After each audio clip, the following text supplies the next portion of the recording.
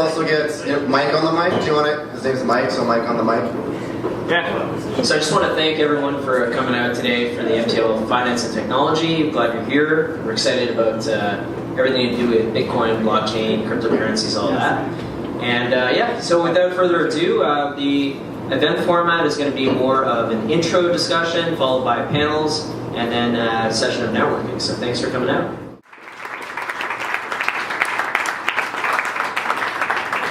So by the way, I'm Jan, I'm from Forum FinTech, and our goal is to form teams to solve financial industry problems. So I'm always happy to get people who are doing stuff in the space to come up here and talk about it. What I think is wicked about this is we have 5 people who are up here who have either done in the process of doing an ICO. So if you wanted to know anything that there is about it, you have 5 different sources right now of information that are happening.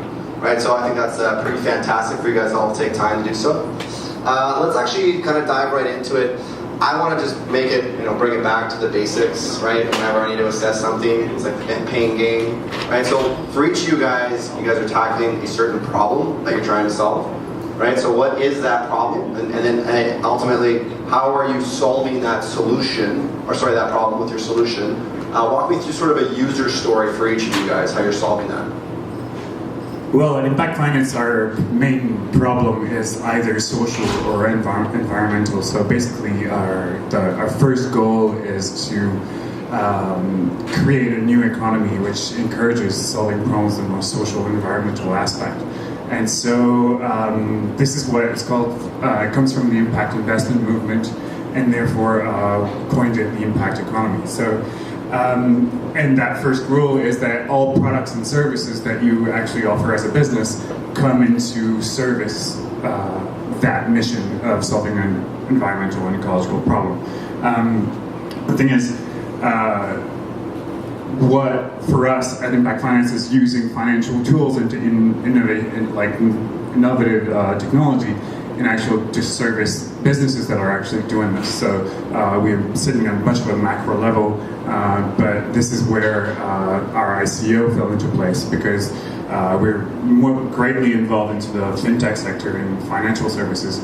And we rapidly saw that cryptocurrencies could actually offer great benefits to this economy we're developing as far as giving a value, transaction mapping, and just cost savings for our entrepreneurs. So this is our initial goal, was to provide services that are have a greater performance and offer better financial services for that economy, those entrepreneurs. So that's why we got involved. At UPS we have some of the same objectives because we really deeply think that investing in the companies that are trying now to change the world is really important. And you are doing in the B2C world, and we are trying to do that in the B2B world. We originally created 2ps.com, which is a consulting company like Deloitte, Ernst & Young, or any other management consulting company, but it's gamified. It means that it's only based on independent consultants, and there is a game to get points when they collaborate. This is what we created. So it's highly decentralized, it's really blockchainized, but to go a step further, we decided to get to start creating an investment fund. Exactly like Bain and Bain Capital. Bain is a consulting company, and Bain Capital created a fund close to the management company, the management consulting company. The two companies are helping each other to create a virtuous circle where they can invest in companies that their consultant identified as a good target. And this is what we are doing now. We are doing an ICO to have a less narrowed investment fund, but more an opportunistic investment fund that will identify where we can invest to really make a difference in the economy.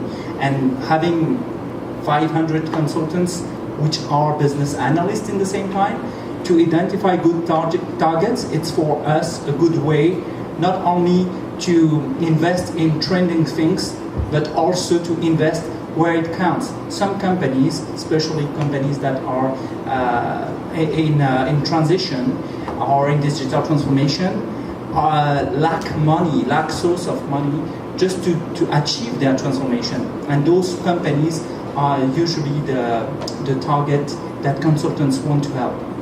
So this is what we are trying to do at 2Geeks. So the ICO is to raise funds for The ICO is to raise funds to create the fund. You're gonna run as an ETF? We'll talk about it. All right, hey guys, I'm Patrick Kuczynski. I'm the co-founder of ShareAlpha. And ShareAlpha is basically a new startup, and what we do is we offer information for do-it-yourself investor.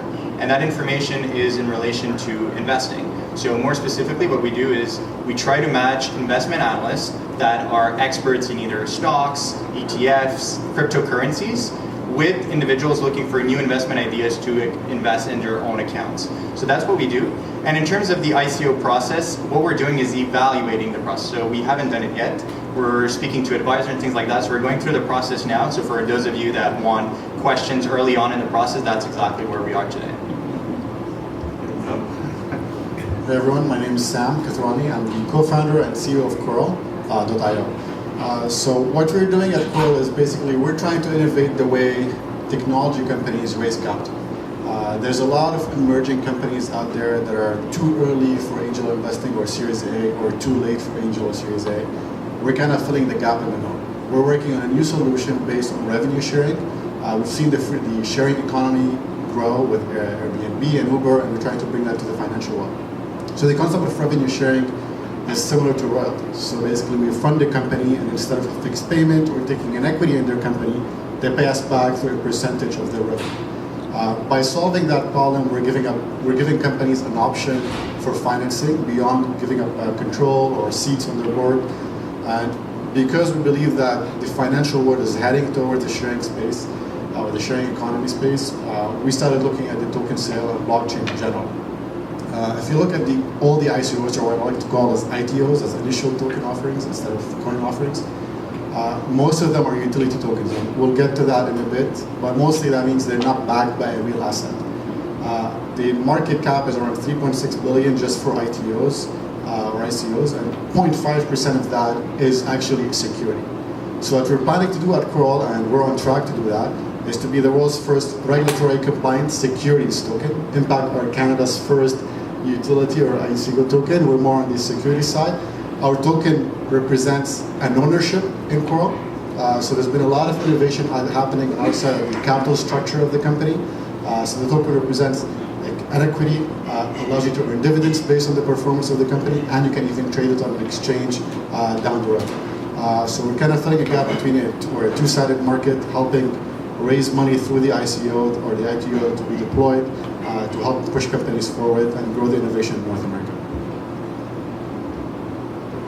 Good evening, my name is Will Salmon. I'm the founder of the Infiniting.me, which is a blockchain creative studio, so it's blockchain and creative. And I'm here tonight with a prototype, and that prototype is called the Fit Coin, like fitness coin. So the idea is very simple. When you cycle 21 minutes, you get 7 tokens. And that's the idea behind that is to run a consensus protocol for a smart city. So it's a little outside the box, but technically it's not impossible. And this is the kind of stuff we're working on at the moment. So 21 minutes, just imagine a big sea connected to the internet, and then you mine, and then you get some tokens. Again, it's not impossible, and it's what gets me excited about this story. Let's do it. Cool.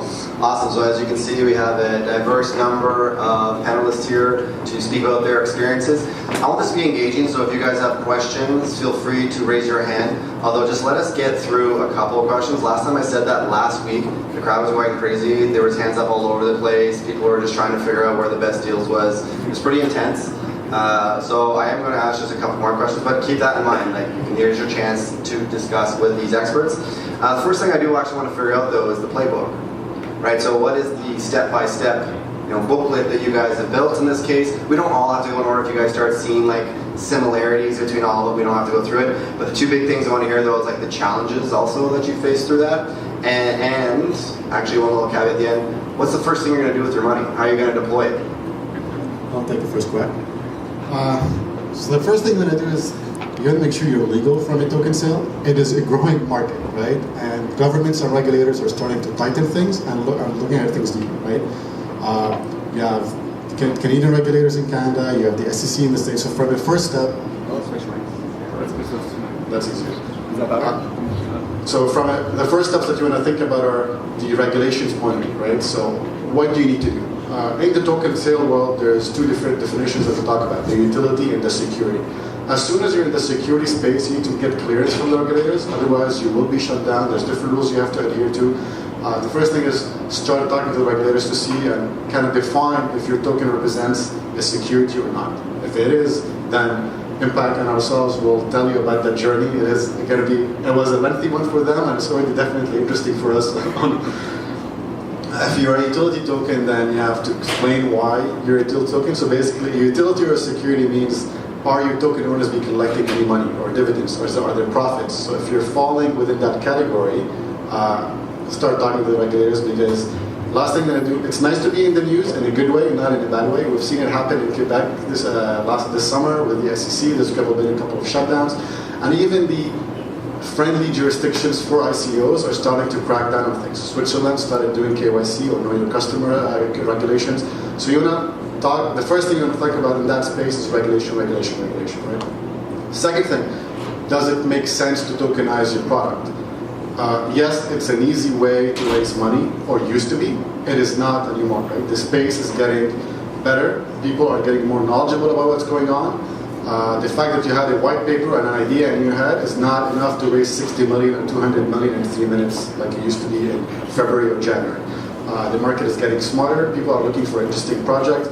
So the first thing you want to ask yourself, does it make sense? Am I tokenizing just because no one else is going to fund me? Or does it really play into the ecosystem and the vision of where blockchain is going to take us? The second part of the question was, I guess, more challenges that you kind of face. Yeah, the challenge for us, it's always been making sure that the regulators are happy, which countries are going to exclude, which countries are we going to keep in the token sale. Technology-wise, there's a lot of things you need to consider, right? Just security, last thing, you're going to have breaches on your smart contract, that people taking over your tokens, and we'll probably get into that in more details throughout the night. But I think that's, I'm not sure. And maybe I can talk about this also. We often see people trying to blockchainize things that are. Maybe I think this mic is better. Yeah, let's just use that one. Okay. We often see people trying to tokenize things that are just not tokenizable, or that doesn't make sense to tokenize. And this is just because it's the flavor of the week or the year, let's say the year. And if you want to invest in an ICO, you have to be very careful of, is it something that we can actually do without doing a token? Is it something we can do with the normal technology, the client-server technology? If it's something that we could do this way, why those people decided to use the blockchain? It's probably just because they want your money and run. That's it. And they will not use the technology because they don't know how to use it. That's it. So when you read the white paper, keep that in mind. Can we do that with another technology? Can we do that with the client-server technology? And I think this is one of the good rules to identify if you are in front of a good ICO or a scam. Can you say something to that? Or go, For us at Impak Finance, we actually ran the first legal ICO in North America. So the challenge is sometimes we think about ourselves a bit like the big brother that actually does all the bad stuff, and so you can actually walk behind them and do everything you want. On the regulator side of things, I must say that our experience was very challenging. I would say time to get an agreement with plan time to get an agreement with regulators, you'd actually do times 10 of what you estimated. We were talking about tokenization, we're talking about securities, we're talking about it acts like a stock, it's a money, it's a So just to get regulators to get their heads around, and not only their heads, but the fact that securities for them is a department, and money services is another department. Just to get their whole business is designed not to understand all these components to be in one. And not only that, when you actually convince, like we did, because we were across Canada, so we had to convince our own regulators in Quebec, but they're managed in different provinces. Every province got a securities commission, so they had to go back what we had to say and convince the other ones. And obviously, all the other ones wanted to be the first ones, so we were stuck in those. It took many months of negotiation and compromises, I must say. But I feel it's going to get a lot better. I've seen some papers coming through where the SEC is actually looking into doing securities type legislation around an ICO, but when the actual token comes into play, it becomes a currency. So it's moving there. Where it's always a friend of mine used to say, when you're the first one walking through the door, the first one to get shot. So it's easier for the other ones. But that's one thing. But it's just regulators. The thing that we have in common, I think, on this topic is that you have to make sure that what you're using this token for is actually for a reason, and what are you going to do it for. And this is going to get challenged from regulators, but it's also going to get challenged to investors. And if you could have just raised the cash doing an equity crowdfunding or just a Kickstarter campaign, well, don't play that game and don't go that hardship way. Spend that money on marketing, spend that money on R&D to get a better designed product. For us as a financial service, obviously it made a whole lot of sense. The whole industry is going there, and the fact that I said before we could actually add value to an exchange made a whole lot of sense. But investors it's not what we used to be in January, which is kind of a short time. But investors are getting a lot more savvy. And you really got to be coherent in what you do. So if you do it just for the money, basically, do something else.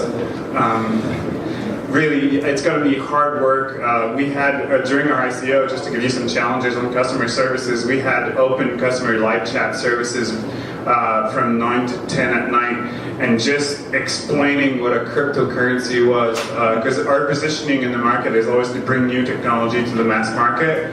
And so just, everything that came through, just democratization of these technologies and explaining and knowing the know-how, the tutorials and everything, we worked, 12, 14-hour days, 7 days a week. The whole team did, we're talking about 22 people going on this thing. So be prepared.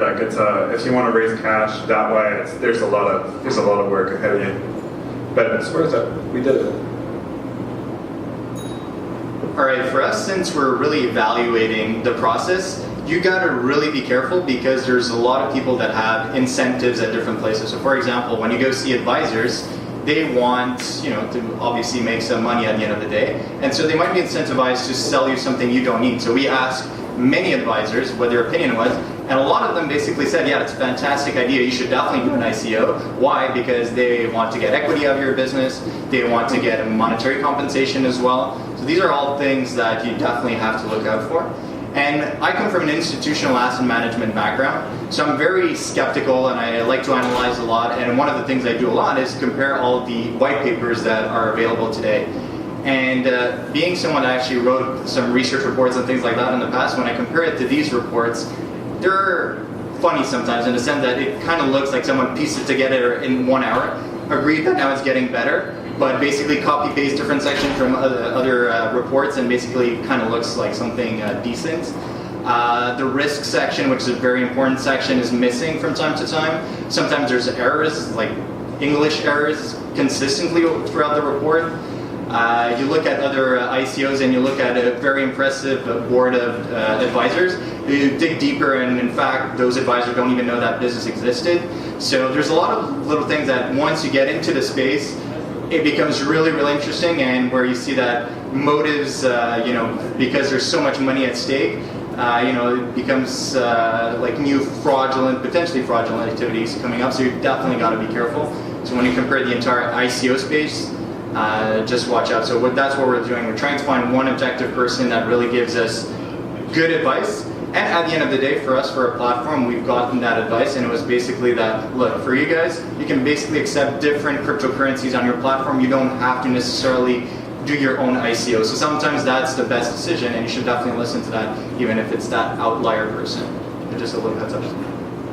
I just want to bounce on what you're saying because, if you want to run an ICO, you have to answer to guys like us, right? And not only because he's asking the tough questions, but also that you're taking people's money, and that's serious business. And what's happened in the past is that it's always a sideline way to get people's money, but it's a serious business. People put their income. If you fool them or anything, like having advisors that don't know your business and that thing. So if you planning to run an ICO, you have to think about all these levels. The legal level, like it's going to be costly if you want to run a good ICO. The advisors that you have to get in, the customer service, so you really, really have to plan it to answer what someone like you would ask as a question, and that will give an answer to fragments of your population that's coming through. But all in all, you're actually becoming a money business, and it's a serious thing. And maybe I can bounce on this because we didn't talk about the technological part yet. But what is really interesting now is the smart contract technology.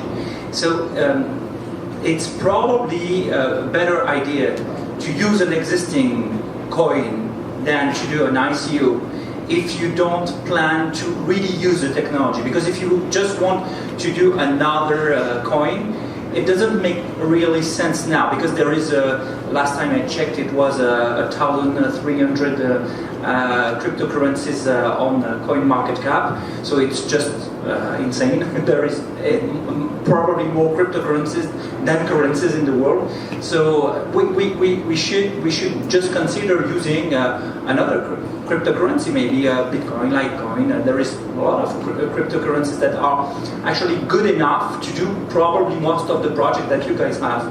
But if you really want to use the smart contracts, of course there is no choice but to run your own ICO, because you will have to develop your own protocol and your own things in it. And this is what Loic said during the intro. Recently, the community started to complain about Ethereum and the Solidity language, and how this whole blockchain is not scaling as it should be. And Vitalik recently announced that Vitalik Buterin, who is the conceptor of Ethereum, recently announced that he will actually, with his team, review completely Ethereum and make Ethereum 2. And definitely the way the smart contract will be managed in the Ethereum 2 will be a big difference and will make a big difference in any other ITO that we will run in the future. So probably this is the path that will take the ITOs in the future to better develop smart contracts. And this is my feeling, this is my opinion, but just to be honest, now it doesn't make sense to make a coin just to make a coin. Just to circle back on the initial comment you mentioned, that does it make sense to tokenize that project? I mean, if you think about financial innovation in the fintech space, do you really need to do that? Or do you need to really have everything is working the same way it is, right? Raising capital is working the same way it is, or lending is working the same way, or investing in capital markets. It's just more of the strategy is how the financial world is going to move forward, and if that innovation or that token falls within that, right? So if you're just creating a token to give you access to a new gaming system, we've had that for years. It's called virtual money on those video games, right? So does that utility token serve the advancement of the financial sector or the whole blockchain spectrum? Probably not. Impak's project, for example, is the whole impact economy, getting world reach. In our case, giving access to new public or going public on the blockchain is more of a security token. People can trade it, make money out of it. So all of that falls within that category.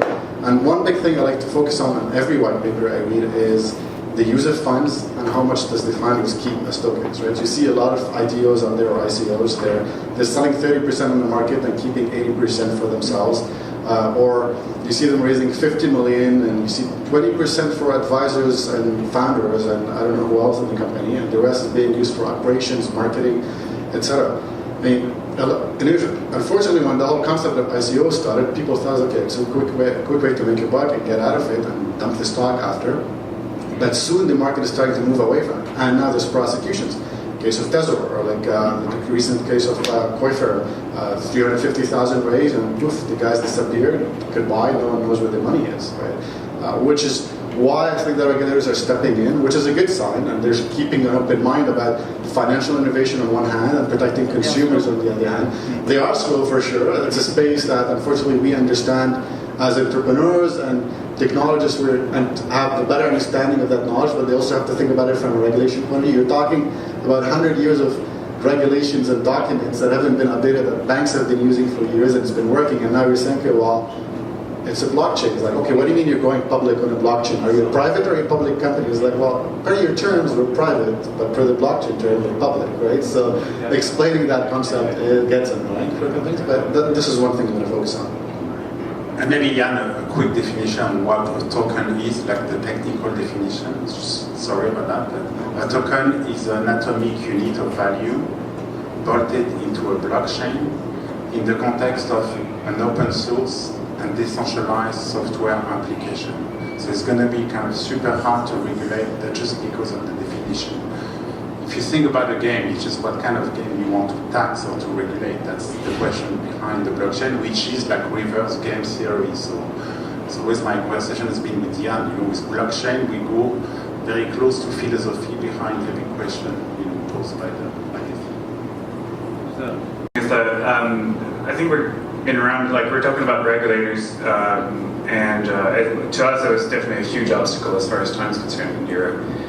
They're asking, is it white or is it black? And you're like, it's gray. It's like, which kind of gray? It's dark gray. And you're like, what kind of dark gray? But the thing is, I want to re-emphasize is it's all about your intention. And we're talking about that. Are you tokenizing for the real reason? Are you doing? Are your directors are going to walk away? But regulators' job is to protect consumers on a mass level. For us, what was really hard with regulators is that we knew and they knew that the decision that was going to come down was going to be jurisprudence for the rest of the market. So they had to consider all these elements, saying, okay, if we say yes to this, we got to say yes to, well, you guys.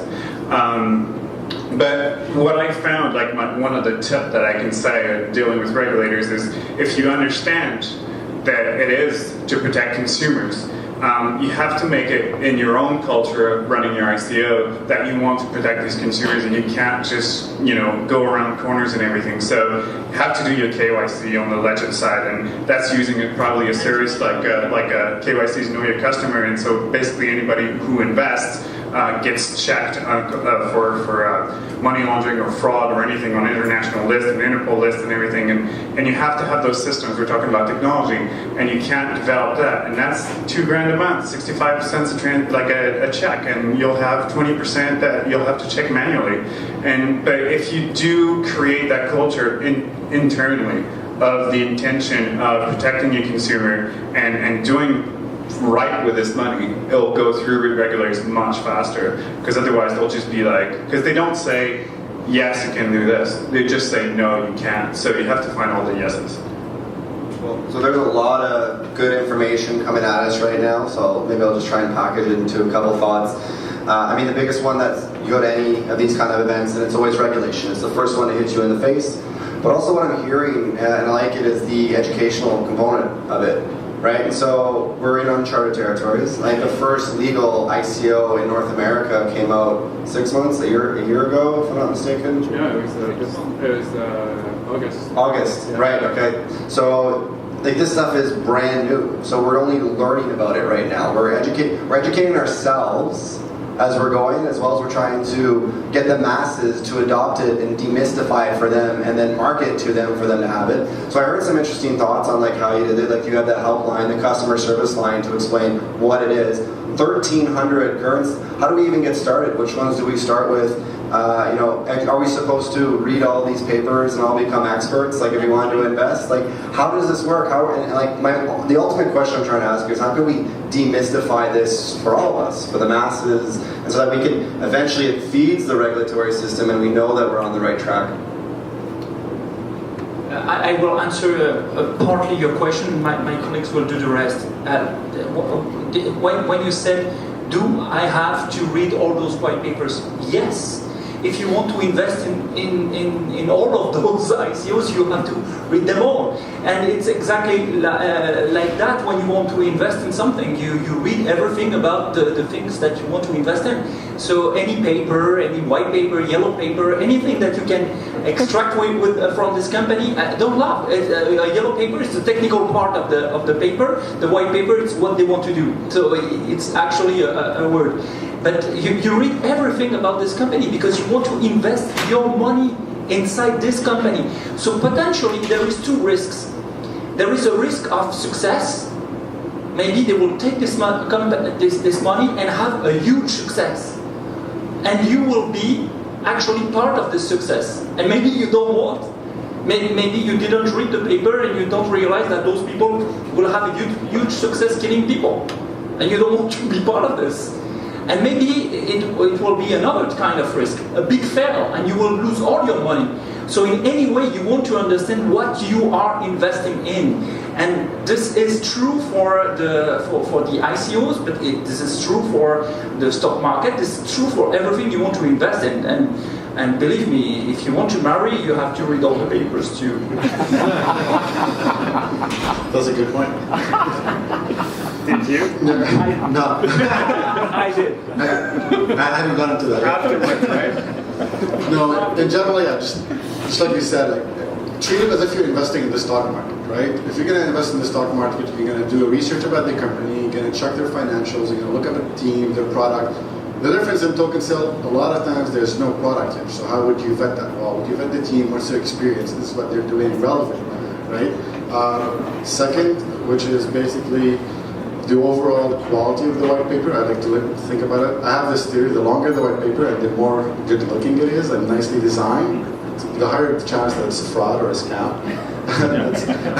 If you look at most of the issues with token sales and the companies just like vanished in one day, they had a very nice looking white papers, right? And landing pages. Exactly, nice landing pages. They paid a lot of money just to design them. What people don't understand as well is that it's not that easy. It's not just, okay, well, I'm going to create a white paper, put it online, put it in a couple of blogs, and people will invest. No, there's a significant amount of marketing and efforts, and Impak knows it. Like there's, whether it's Slack, or your Telegram, or your newsletters, your media, your roadshows that you might have to do, there's a lot. And if you follow those crypto or there's tokens that are on sale, you should be able to follow up on the news. So there's Cointelegraph, there's CoinMarket, there's a lot of news you can follow up on and see what's next, what kind of token sales going live, what's happening right now, and that's how I treat it. One rule is never buy a token because someone told you to buy it, right? It's the same way you don't buy a stock because someone told you to buy a stock, because they're either involved in the project or they're brokers for it. One example I like to do is BitConnect, right? I'm not sure if you heard about it. So they promise you 100 to 400% return per year. I mean, the higher the return, like above 100, that becomes a bit scammy to me. So the fact that they're giving you 400% return, but you have to lock your money down for a year. So you're making 400% returns, but you can't take it out for a year. That should raise questions, right? If someone is telling you that, hey, you get a commission when you sell to your mom and exactly. friends. If you make commission, so I'm selling you a stock and I'm making commission out of it. Like someone are trying to inflate the stock price just to keep the money moving. These should raise question. Another reason or another way of investing or buying this token should be every person should have an investment philosophy. Right? I invest in impact projects, so not impact finance, but impact project in general. I did buy a token. Or basically environmental or energy, renewable energy, etc. Everyone has a philosophy or an understanding of the market, right? So if you're buying a token in something that's about decentralized infrastructure and you have no idea how infrastructure works, it's probably not the best investment for you. Because one, you're not going to understand the white paper to evaluate if this is a good solution or not. Or if it's a mining company that's building machines, or like a Tesla that generates your mine, and you have no understanding about how everything works, that's probably also not a good option. So invest within the thesis, within the philosophy, and that should help you figure out which one to buy on the market. Yeah, there's a lot of competition with the coins, because basically, let's talk about Ethereum, everybody can create a coin. So don't tell everybody, but it's just super easy. And so if you think about that, it's going to be a lot of tokens that are going to compete against each other, just have to want to. The competition is also going to be with all children, because they are the Minecraft generation. And the main reason why people understand tokens like Money 1.0. So we talk here about Money 2.0, and that generation has no problem with sending a token from A to B in a Minecraft or video game. So you got to think about that. We have a generation coming up, they are digital natives, they are kind of AI native, and they have no limits. So this one kind of pushing with my project. So just like, and I have an initiative with the school board system. How do we get into the schools? How we give them a change? Okay, this is your generation, this is Money 2.0, forget about the older guys, what do you do with that? Maybe, can I go? So maybe basically echo a little bit what Sam said. So in terms of evaluating them, I really kind of put it into 3 different buckets. So the first one is more kind of the fundamental. The fundamental being, yeah, you analyze the management team. There's an underlying business behind it. So you analyze the industry, you analyze competition, you analyze pretty much everything as you would, let's say, a stock. So that would be really the first component. The second one would be more, let's say, the technical, or let's say the economy of that coin and things like that, which I'm not an expert in, but I'm sure some of some of the panelists here would definitely explain it a little bit more. And the last portion is really just, we told you already so many times whether it actually makes sense for it to become a blockchainable. And I think you can go behind that. And so at the end of the day, do you need to analyze 1,300 coins? No, you don't need to, in my opinion. All you need to is focus at one at first. Try to tackle that, because in and of itself, it's a big challenge, in my opinion. So do that. Try to learn as much as you can. Maybe if you want, take a little dip position, just so that you understand the mechanics of, let's say, an exchange, how to transfer money, soft wallet, hard wallets, and things like that. So you really start understanding. But be very critical of everything you see. There is a lot of, like we just said, landing pages and things like that. Honestly, the ones that I've found the most beautiful ones, the one that seems so convincing, are typically the ones that have the least substance behind them. So just as a red flag. So for me, really start with one, and then really try to do as much analysis on those as you possibly can. Maybe 2 observations regarding what you said. That's definitely true. I think that in the future we will see less and less startups doing ICO. I think it will be existing company that will run an ICO, because they will have a track record to show, and a part of the project that doesn't need the coin or the token at the beginning have to be done by the company. They have to show a certain type of track record to be able to tell you that they have a traction, at least a little bit of traction, before they give you their money. And something else that you said remind me Warren Buffett. Did you know that Warren Buffett actually invested in Coca-Cola? He invested in Coca-Cola and he's very happy. You know why? Because he's drinking Coca-Cola like every day. Every single day, when he wake up, he drinks Coke. An old guy like that, can you believe it? But he believes in this company. He believes in this company, and he invested in this company because it's aligned with his values. Whatever is this value to drink Coke early in the morning. But you see the idea? When you want to invest in something, it has to be aligned with your values in a certain way. That's why what Impak did in Quebec was not only to be our chasse-neige for all the others, thank you for that, but you also highlight the point that some people want to invest in things that make sense for them. It's really important for them because they want to have an impact. They want their money to be aligned with their values. If you invest in something that is aligned with your values, you will have no deception, even if it goes down, because you will say, okay, most of the people don't understand how important is it. I will continue to be an evangelist for this topic because it's very important. So if it's aligned with your values, no problem. If it's only a matter of money, but I think this is something we as ICO holder we are saying, but anybody that will be in the investment strategies will say exactly the same thing. Just to come back to what you said, to me, and I'm gonna shock a lot of people in this room, because I've heard a lot of debates on Bitcoin and Ethereum blockchain or whatever. To me, the actual technology that you're using, you're saying like, should we know about all these coins and everything? To me, it's secondary to whatever. Like, it's like language. It's what you're saying that means something. It's not the language you're actually saying it with.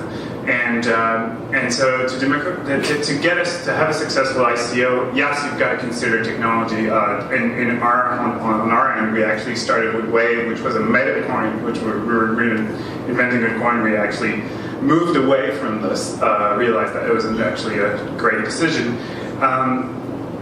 But our concern was energy consumption, obviously, and many other things. But what I'm trying to say is that we wrote the white paper, we went with Waves, we promoted Waves during it, and then we made crucial decision to move away from that technology. And the reason why people weren't shocked, and there was debate in the streets amongst our investors, is that they invested because yes, their values were aligned to ours. And we had a good story, and we still have a good story, but a good story is only a good story that is actually backed by a team of people you actually trust, you can invest your trust in, and that's really what investment is. And so what I'm saying is, what happened to us is that our investor entrusted us to actually make the right call, the right decision on a technology-based decision, because they knew that the team that we had and the infrastructure that we were putting together was actually a leveraging point to actually get closer to their values and their objectives. And that's what I'm saying is, like, get a good story that actually touches a niche market. Don't try to please everyone, because you'll never be able to do it. Get the team, get the foundation, get the details right. And then your investor will trust that you also make the right call at the right time. Also, just to add on your comment, yes, you don't need to understand the underneath technology, right? I buy Bitcoin, or a lot of people buy Bitcoin, but I've read the white paper of Bitcoin, I understand the technology behind it, but does everyone who invests Bitcoin needs to know all the details of how the blocks are formed, the crypto? No, you need to have an understanding of the general concept of Bitcoin is, and do you believe in how the space is moving or not? So it's, again, to your point, no, you don't need to read all 1,300 white papers out there, so invest in what you like. And unlike the stock market where you can do quick flips on small stocks or low stock where you can do quick flips and make a quick buck, in ICOs, a lot of those companies you're investing in are fresh, their product is still new or being built, so you're not going to be able to like buy the token today and expect to sell it in 3 months and say, okay, well, it's going to double in price. And unless they have a product on the market already, maybe. But you're talking about a year or two. Like those projects we call HODL in crypto, so you can HODL that token until that market goes up, right? So there's a lot of good projects out there. Civic is one of those. They did their sale. Civic is at 40 cents today, but whoever bought in the other days is starting to see some returns now, right? There's a lot of projects. And I think I had another point, but I forgot it, but okay, back to that. In the meantime, so I follow a lot of crypto investors, and basically what they're saying is because there's so many coins nowadays, it's difficult to find good projects. And we have to make, I think, a difference between a great company and a great investment. So even if it's a great company, you believe in it and all that, if it's priced ridiculously, so it'll be very difficult for you to get back in your money. So let's say if the ICO is 100 million because it was very successful, and you get a tiny piece of that and you're only at the idea stage, well, there's a lot of expectation for that to come true. So again, just be careful. A great idea where a lot of people support it doesn't necessarily mean it's going to be a great investment. So keep that in mind. I remember my last point. So you mentioned how are we going to see bigger companies start doing ICOs or getting into the blockchain space? We're seeing it, overstock, right? They went public, they're doing blockchain projects, they're thinking about doing their token sale. We're going to see a lot of public companies that are already on the market with a stock. They're going to have a subsidiary that's going to launch a token sale for a sub-product, right? A lot of people say, okay, fintechs are the threat to banks. I think it's the bigger companies like the Amazon, the Facebooks, the Google. These are the ones that are actually going to be real threats to the banks, not the emerging fintechs that have really cool products, but we're more of a relationship with the bank, not actually taking over the banks. But that's why you're going to see bigger companies go that approach slowly. We're starting to see it already. and we already have an insight, because you know that when you start to run an ICO, or when you are running an ICO, it's a small community yet, and we are talking to each other, and the people that are coming to us now, they are big names. You know them, you already know them.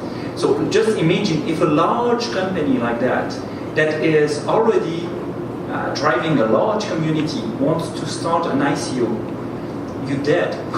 You're dead. If you're on the same field, you're completely dead. So you really have, and it's exactly like any other startups, you really have to get something more, something that nobody tried or tested, and you need a certain niche to really do an ICO that will be successful, or an ICO that will be successful. So again, this is a hard decision. This is something that will take a lot of energy from your team. So you have to be ready and prepared.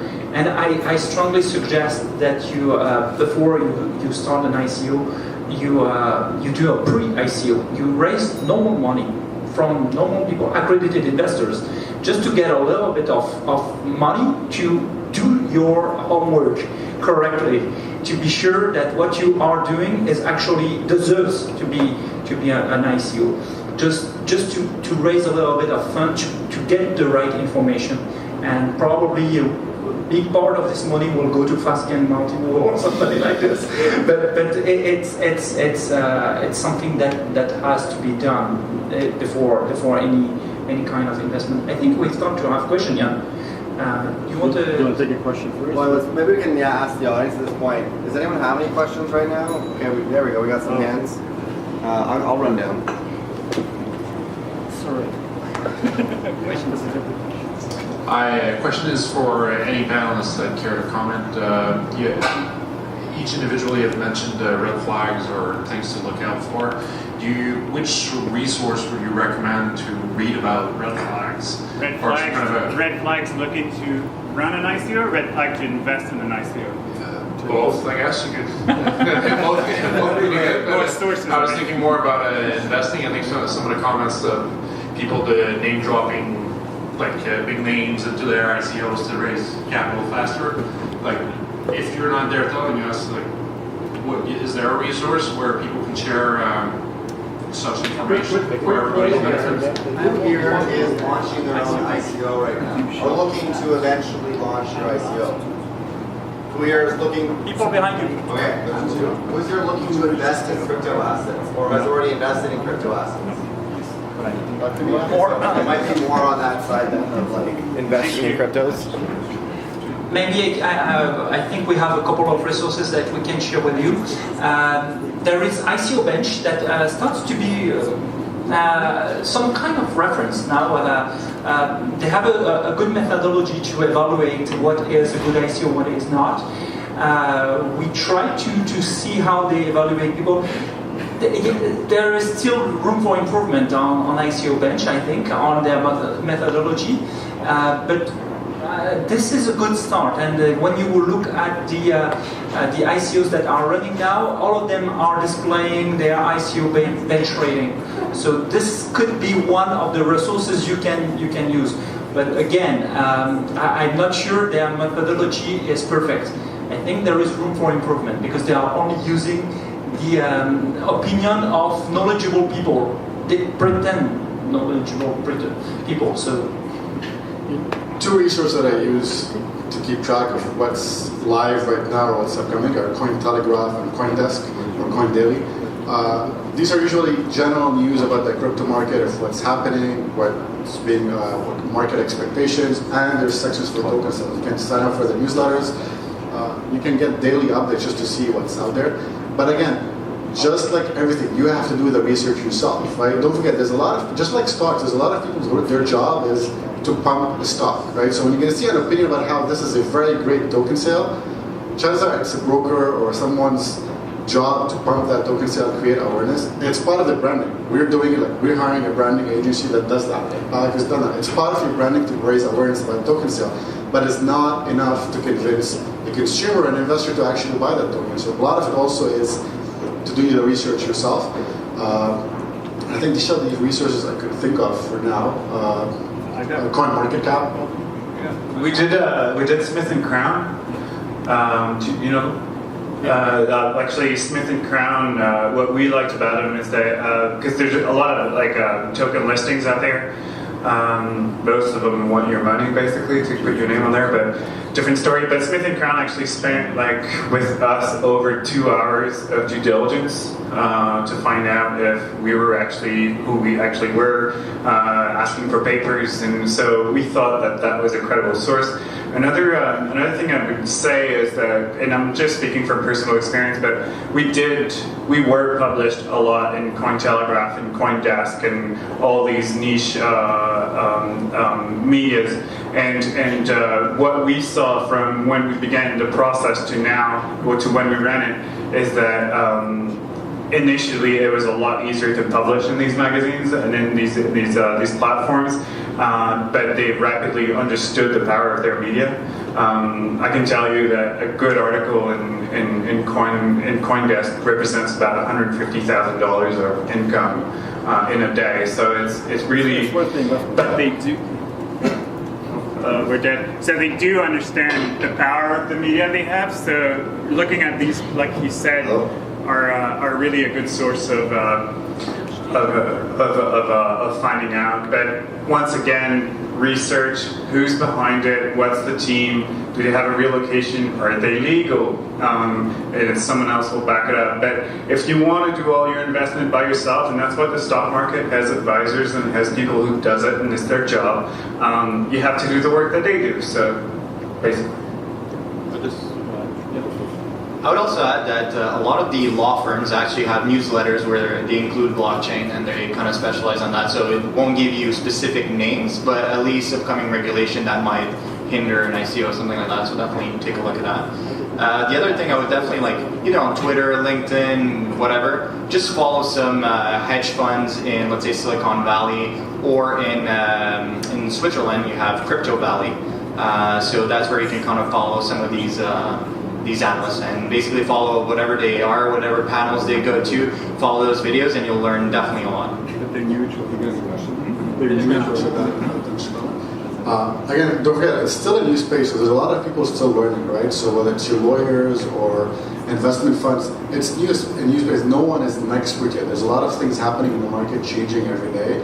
And I guess you could have Smith & Crown, we're working with MLG, for example, and they're doing our marketing, but a lot of those agencies you work with, from a token sale point of view, they're not just taking any client anymore. Not everyone wants to do a token sale is going to be accepted by those agencies because they have a name and a brand to represent and keep track of. Same thing for legal firms. They want to understand, is your product legit? Is everything okay? And they're not. A lot of people are charging you money to be listed on those, whether it's Cointelegraph or CoinDesk. You're not being listed cheap because they're not going to list any token sale that's going to have fraud done around. Or if they did, they're pushing updates about it. So Cointelegraph is pushing a lot of things about Tesor, for example, now, right? There's a final little clue that you might want to look at is when you look at the team, is how the team is split. Basically, if you've got a whole team that you actually can find about, because sometimes it's just random pictures, but if it's only developers, I mean, what you're actually asking these people is, what you're doing is you're putting money into a business that's going to actually develop something, and that's going to develop something that has to have a good product market fit for your money to actually fluctuate. So if you're looking at a business that has no business experience, no marketing experience, no customer service, and it's only developers, well, you're looking at a one-way street or one department of a business trying to do something. So that split, and we all know these big departments or whatever, how a business should be split. But this is something that I actually look at. There was two questions back here. First year. Thanks. I'm a newbie in the space, so one question I had is, what's the main advantage of doing an ICO as opposed to traditional means of financing, like going through a VC or seed investors or whatever? What's the motivation to go and do that ICO?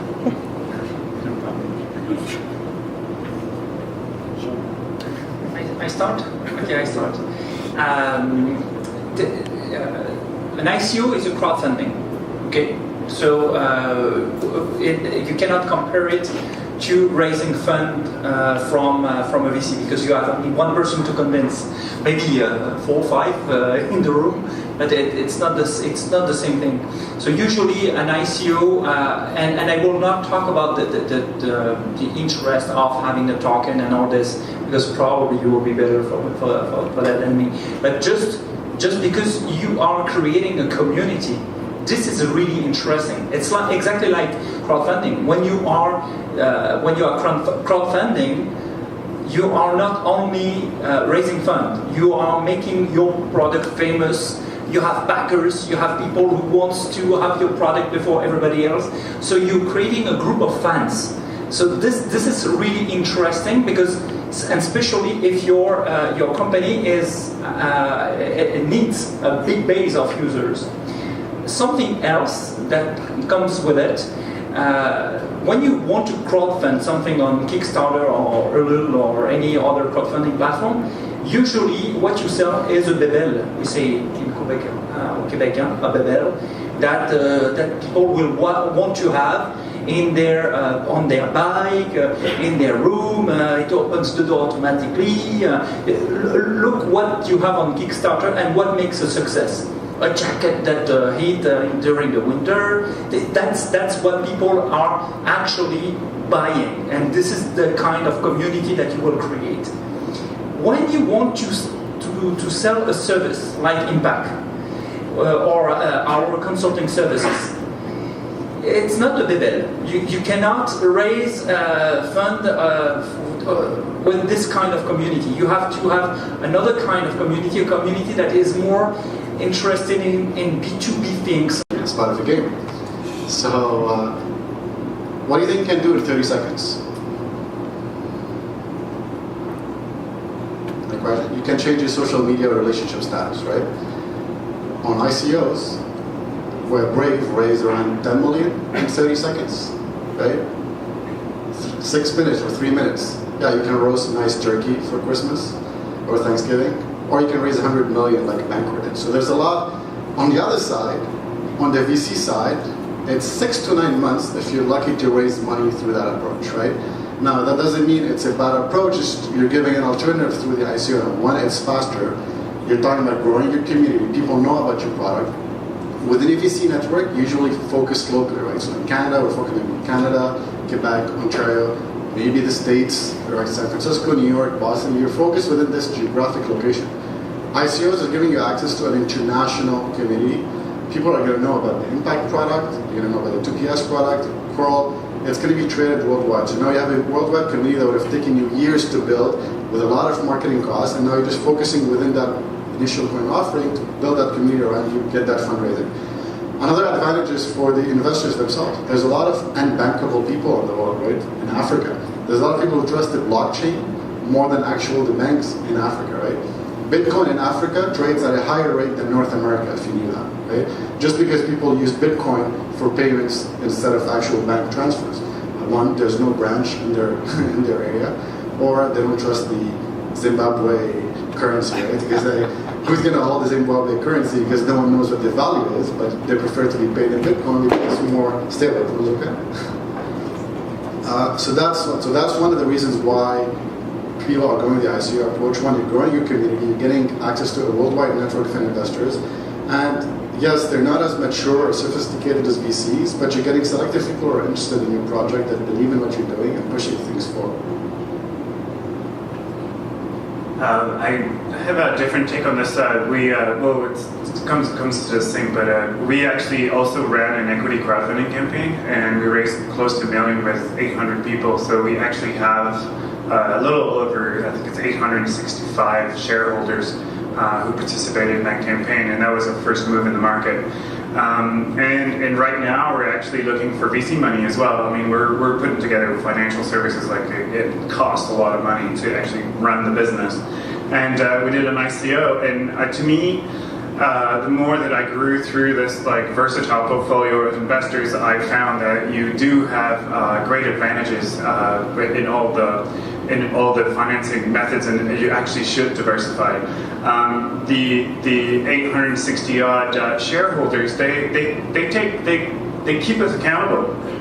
It's a voice, it's represented. It's not just us with advisories that actually makes a decision. It's a manageable number as well. And we did, the way we did it is one person a vote, and not how many shares you have actually gives you the vote. So to us, it was really to resonate in the community, get a feel for what they want, and actually be held accountable to our mission. And so that was yes, there's cash in it, but it was really the purpose of it all. And if you go through a VC, I mean, you're looking for, if you find a good one, you're looking at a seasoned investor, seasoned business person that actually has done his whole career looking at all different businesses. So you're looking at a very close, high-end, big brain VC woman that's going to help you grow your business. And then if you look at ICO, it's a great way to, as you said with Kickstarter is usually, or they're usually really tied into a specific product, and that's how you get success in traditional crowdfunding in that way. And ICOs, I think, gives more flexibility to the company, and you install more trust into what your team can actually put together with this technology, and giving the accountability level of that token that it has to circulate. But it gives you a reach on a global community. Where I disagree is usually those huge amounts that we're raised in a couple of seconds are usually planned ahead. Trust me on that one. Yeah, we all do it. Like the success of any crowdfunding is to actually get investors ahead of time, and when you release, you actually put these investments in, and it looks like you're a huge success. It's a marketing method. But you do get access to money and investors that you would have never thought of. And great pools of money that actually are going to invest because you have such a value system. So that's great. I think it's diversifying is really the key, and really understand what are you doing it for. And to me, is getting, and we're in a lot in the B2C market, so it's just a big platform for us to go for. Just going to add to that, yeah, I agree. The whole 30 seconds raising 10 million, I mentioned as an example, but that doesn't mean it's how things should be, right? In our case, we're doing a pre-sale. So instead of going live, we're doing a pre-sale close for accredited investors, and we're inviting VCs, institutional investors to participate in that. And that's also part of how we see the market going, right? So we believe the market of ICOs and token sales in general is going to keep growing. It's going to get smarter, it's going to get regulated, and you're going to see the VC world trying to participate in that. If you think about how investments are happening in startups right now, VCs are taking equity or dumping money in the company, and the only way they can get their investment is two ways. Company goes public or gets acquired, right? And it's getting longer, right? Companies in Canada are taking 2 years, 3 years longer to exit, up to 7 years. In the States, up to 3-4 years. So you have to wait as an investor, as a VC or an angel, 7 years sometimes for an exit and to make money, right? Yes, it is a lot, 10x return, but you have to wait, and it might not even happen.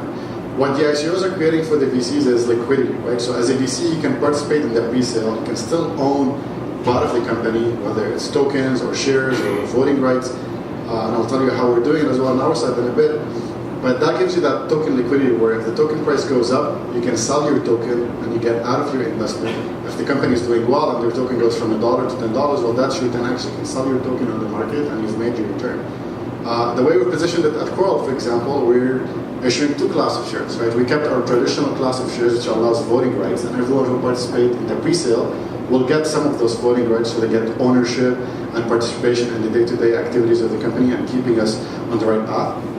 And what we're going live with on the token sale is our Class B shares, which is no voting rights, but allows you to clear dividends, liquidation preferences, allows you to trade that token and get money out of it. Our early investors or the pre-sale are going to be getting both, but in the live sale, only be Class B. So you need to be creative sometimes. How can you do a pre-sale while keeping your team in check? You don't want your team to be in full control. You want those early investors to participate and have voting rights and steer the company in the right path as well, because you want access to their network, right? So, yeah, you might raise 10 million today in your token sale, but the company is not going to survive on 10 million for 2-3 years. Like, startups burn a lot of cash in the early days, right? Your runway is very short, so you want to keep raising money. You're not going to alienate those VCs. You said you're raising money instead of traditional aspects of Impak, right? So it's always an option. There's also times that can be a proof of concept. You can do a very small token sale just to prove that, okay, well, the product is needed and people want it, right? people who are actually buying your token means they believe in your product and willing to use it, which will help you raise more money. We see it more as the VC world merging towards the token instead of participating in pre-sales, etc. And maybe something we can add, most of the companies that you know, the large companies, are also raising money on a regular basis. So a company raises money, that's it. And that's part of the job, to manage a company. Because just thinking of Tesla, they were about to run out of cash in August, and finally $2 billion arrived, and they will survive a little bit more. It's always like that. You would be surprised that Bell borrow money on the market. This is something that that large companies do anyway. Yeah, maybe I'll just ask one last question for the sake of it. I like to always think about where the future is and where this is all going. I think there's a lot of questions around that. Let's face it, everything's kind of kicking off. If we have 1,300 cryptocurrencies, and the first one in North America happened 3 months ago, they don't have a lot of track record behind what's happening anywhere for that matter. The longest one that's out there, we can argue, is Bitcoin in this case. And we have, 8 years of track record to back that up. So as we look at this, I'm thinking, where is this actually going, right? And so I'm thinking, blockchain at its core is removing friction, creating trust so that we can exchange value. But a lot of that we talked about today was actually more around equity crowdfunding, right? So it's a new means. It's like ICOs are moving more towards the traditional VC route, not necessarily the other way around. Is this the sort of disruption that we were hoping for to get out of this? So I just kind of get, are we stopping short as well in this case? I mean, at the end of the day, it's a means to an end, so we're able to raise our rounds. But what is the future? Where are we going with the ICOs? Is it a step towards that, or is it just another means of doing traditional financing? I mean, I've been hugging the mic all day. The way I see it, we're gonna see less of those utility tokens that have no value, or not no value. They're not backed by an asset. You don't know if they're gonna be profitable anytime soon. We're gonna see more divergence towards securities tokens, right? So that's 0.5% of the market. You're gonna see more than that. You're gonna see hedge funds tokenizing their fund. You're gonna see maybe VC funds operating. We already see that, right? There's blockchain capital centers, whether it's Spice Ventures, right? There's a lot of those funds that are starting to go the securitization approach, and I think that's one of the next things that we're going to see less of those buy a token to play a video game, and more of actually equity tokens or lending tokens, royalty tokens, or real estate, right? So there's some, but they're not regulated completely. We're going to see more regulation in that space, more securitization. That's going to attract more money from traditional investors, VCs, institutional, insurance and compensation for a retirement fund. You're going to see more money flowing in that space over the next few years, if not next year. That's one of the aspects. Is it going to only be a means for an end, like crowdfunding just to get by? I think because of the regulatory aspect that's happening, that means you need to spend some money to raise that money, and it's going to start killing a lot of those projects on the market, right? It's not easy just, okay, well, I'm going to raise $10 million on an idea. You're going to see a lot of those ideas fade. Just like it happened in the tech bubble, if you think about it, right? I don't like to use it as a bubble because a lot of banking incumbents use that term. But if you think about it, that's what I meant by utility tokens are going to start diminishing and die or fade.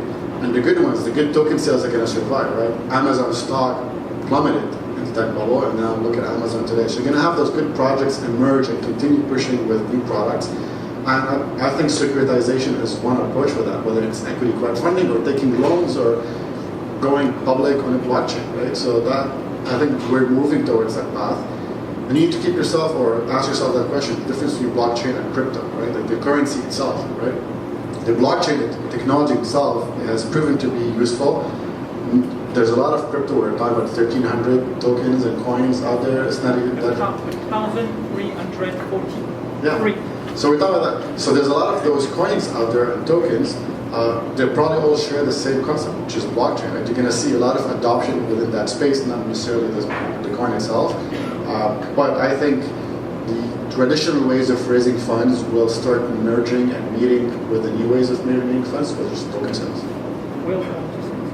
Yeah, maybe to answer your question, Yann, about what's going in the token business, I don't really know, but it might get into your car. Because we talk about the tokenized ecosystem, and if you want to do your research about blockchain and stuff, I would recommend to read a paper. It's by IBM Research. It's called Device Democracy, and that's actually seeing all the big automakers in the world. They think about if we have to make autonomous cars, the best way they can talk to each other is via tokens, like an exchange of value. So to your question, I don't know, it's a big thing with Internet of Things, with big data, with AI and stuff, the thing is going to merge. So you've got to see the token with the trust of the blockchain, but going much deeper into the business. And demonetize and remonetize in a way to repackage new services. I have the feeling that a lot of these first movers, at least a big chunk of it, are going to get slaughtered, and then we're going to have a 2.0 version of a lot of these where lessons have been learned and now we're ready to adopt them and things like that. And I think that's really what's going to happen, and that's why for this round, that's why I recommend it just in general, kind of keep a watchful eye, try to pick one or two that interest you so that you kind of learn about the entire process and red flags to look at, so that next time it happens, you know what to look for already and who to look for, what resources to look at, and things like that. So that would be my recommendation. And I think just to a previous question we had, just I want to give a little bit of numbers from some of the people that quoted me, the ICO process and all that. So for you to raise quite a bit of money, some of them already have done it, but I've heard numbers, so it will take you about 8 months of good marketing, and with that, an associate budget of about 300,000, including technical. So if you have absolutely no idea about how to do the blockchain and you want to outsource to someone, the entire process for 8 months, about 300,000. Yeah, so even more expensive, he's saying. So just take it with a grain of salt, but it's expensive. So it's not 30 seconds, you're in and out, and you made a lot of money. So you definitely need to find that initial capital before you can actually have a successful campaign. I can give you our number. Absolutely. The next thing you do is this. I will share my vision, not only about ICOs, but what is underlying the blockchain. 300 years ago, when Thomas Jefferson and his colleagues decided to write the Constitution of United States, they were very, very young. Actually, Thomas Jefferson was only 26. And it was the first time in the history of humanity that this kind of democracy had been created. We can say, oh yes, it was the Greek, it was... But no, actually, they really used the siècle des Lumières in Europe to create something completely new.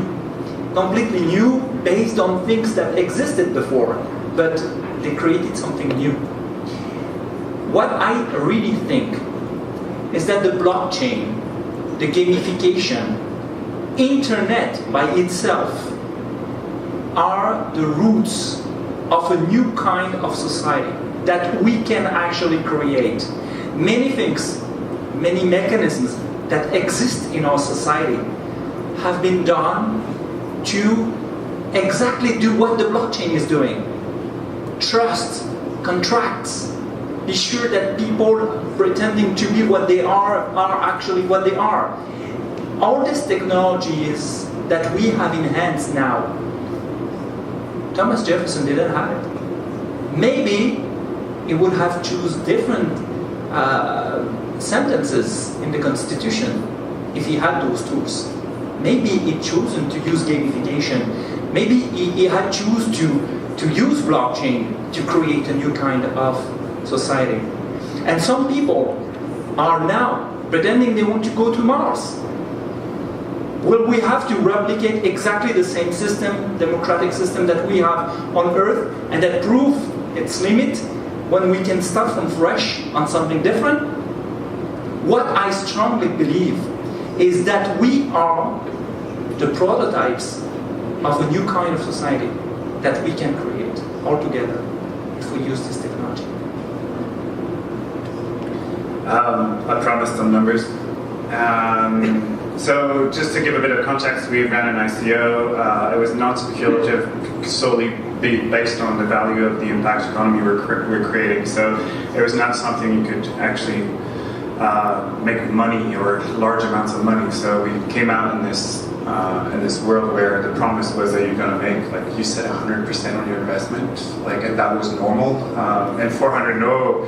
Okay, so in the real, that's not 100%. but I'm saying we just came out with a true down-to-earth promise and with a good project. So we raised about $1.5 million from 2,600 something investors.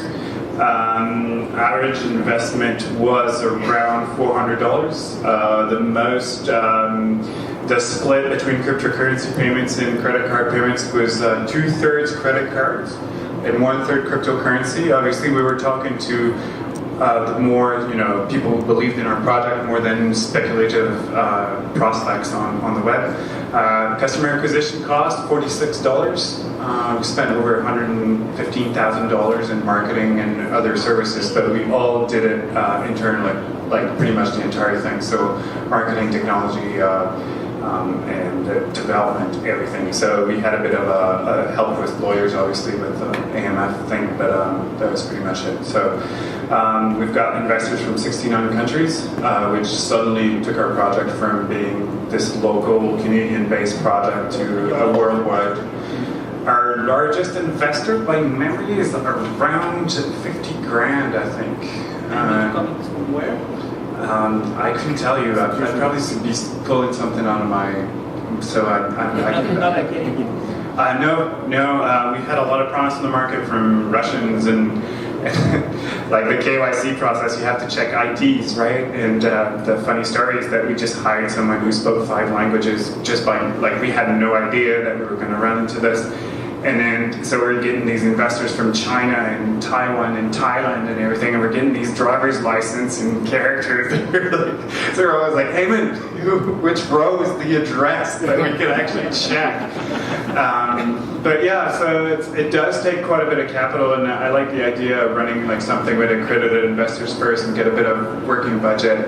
But it does prove that the market. And one really interesting thing that happened to us is because we had to check about our investors, we actually got to know them very closely. We know their revenues. We know are they high risk, are they tolerant to risk or not? Are they where are they on the world? And we completely matched what our market studies were saying to actually the data that we got, so we know that we've got that product market fit. As far as the future is concerned, to me, what's really interesting about blockchain technology, aside from all it can actually provide,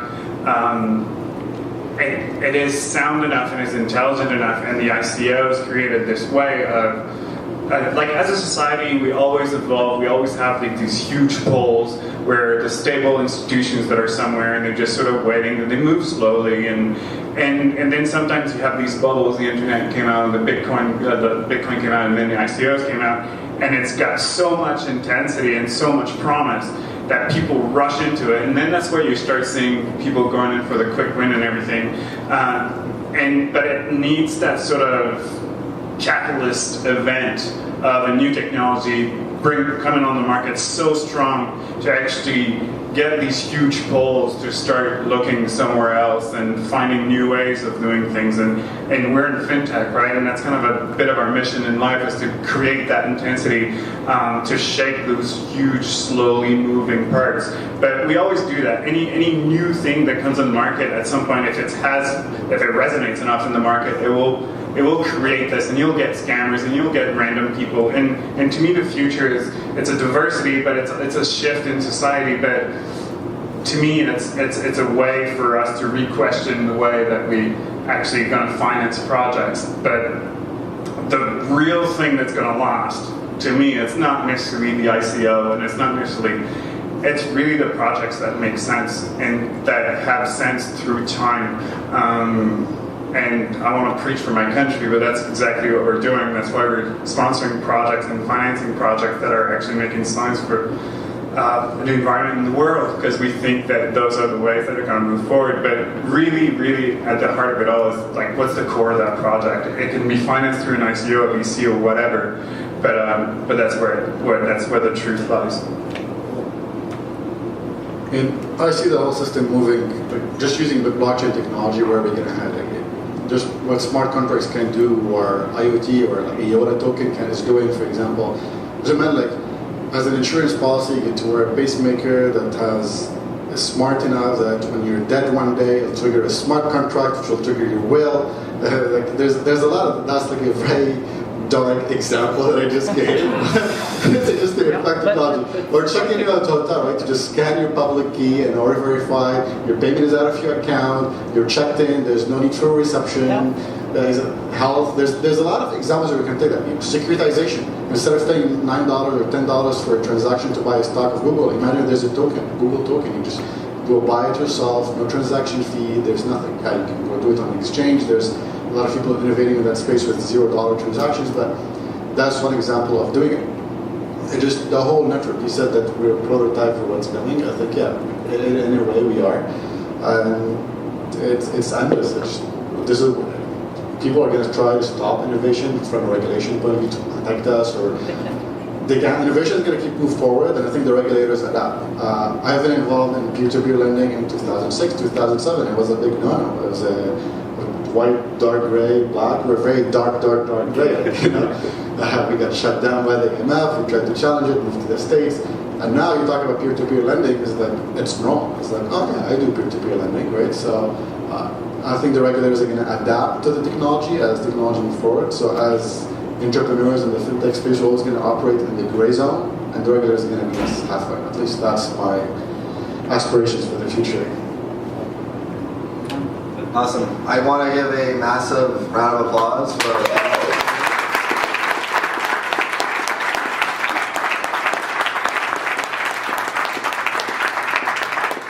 just final notes. I hope you guys like the event. If you're on Meetup, please comment or provide new comments as new events that you would like to see. Most importantly is that it's you guys who are engaging. So I hope it's not just about this one event that you saw that you thought you'd stick around after we work and get free beers, but also to know that there'll be more events. There'll be more times to actually work with them or get more engaged in this movement that we're hearing about. So we encourage you. That's why we want you to like it and contribute to it, because we need you guys to do so. So that's it. I just want to thank you very much again for your time, and now it's time to network and have some drinks.